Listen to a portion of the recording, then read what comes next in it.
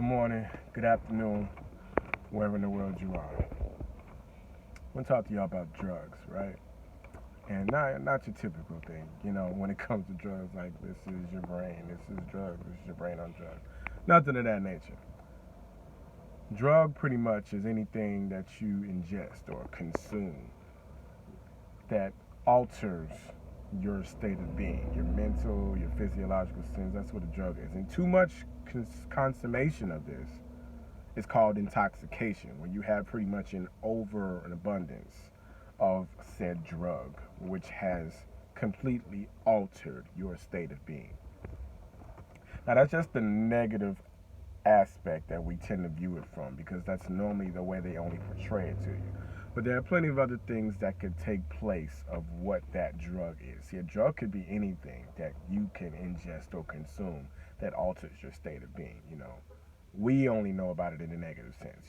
Too much social media you consume, that's your drug. It doesn't have to be alcohol related or like cocaine or things of that nature. It doesn't have to be a substance. But social media, that could be your drug. You know what I mean? Sex and pornography, you consume too much of that, that's your drug. Violence, you consume too much violence, that's your drug. You know what I mean? And when you pretty much get too much of it, you consume too much of it, you become intoxicated from that drug. You got that? That's only a negative aspect of it. Everything, of course, is perspective, but there are other things that could be your drug that could alter your state of being that benefit you. For example, prayer. Prayer is something that could be a drug. You can become intoxicated, full of the spirit, because it alters your state of being mentally, physiologically. So much prayer does it to you. Meditation is another thing. That could be your drug. Anything positive could be your drug. And when you consume so much of it, you can become intoxicated off of that. You can become intoxicated off of love if you consume so much of that. If you get it from the people, if you get it from things, you know what I mean? Whatever the case is. But there are things that you can use if you just turn the dial and flip the perspective. It doesn't always have to be the way everybody else says it is. And that's just not with that. That's with a lot of things. This is just the example I'm giving you today when it comes to drugs and being intoxicated, because there are anything that you could use in place of what that drug is. Just like I told you, a lot of you do social media, you know what I mean? That could be your drug, especially if you consume so much of it. And you can become intoxicated if you consume entirely too much of it, to the point where it's like a high. You have to do this because of the high you get from it. You have to change your perspectives in addition to watching what you consume and how much you consume of it.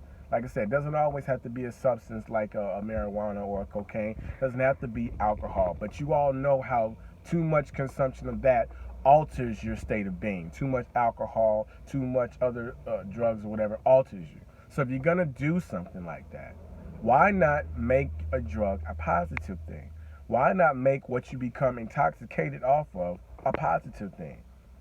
Be intoxicated off of love. Let love be your drug and be so consumed in it that it alters your state of being, your mind, your physiological presence, all of that. Let prayer be that. Let meditation be that. Let peace be that. Let happiness be that.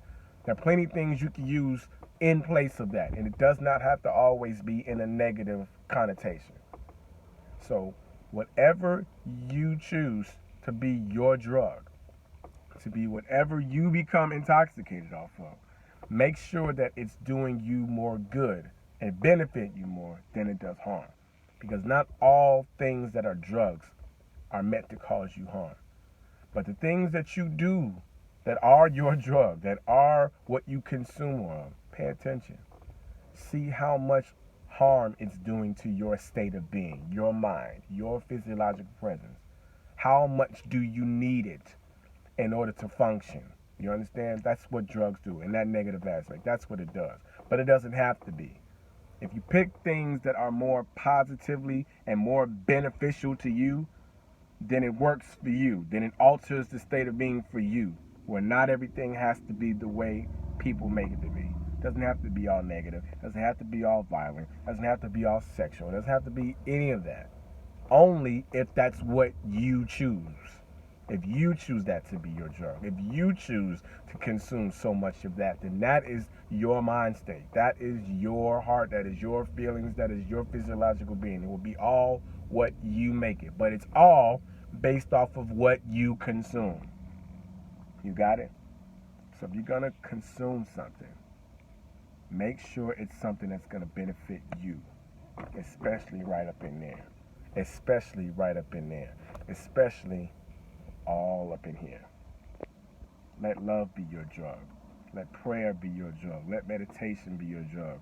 Happiness be your drug. Peace be your drug. And become so consumed in it that you become intoxicated with it. I would love to be intoxicated off of love and peace and happiness and etc. etc. And I suggest some of you try that so you can do the same. It's all about perspective. Turn the dial and see things from the other side. I guarantee you can apply it just the same. It's Motivation Monday, man. Go be dope.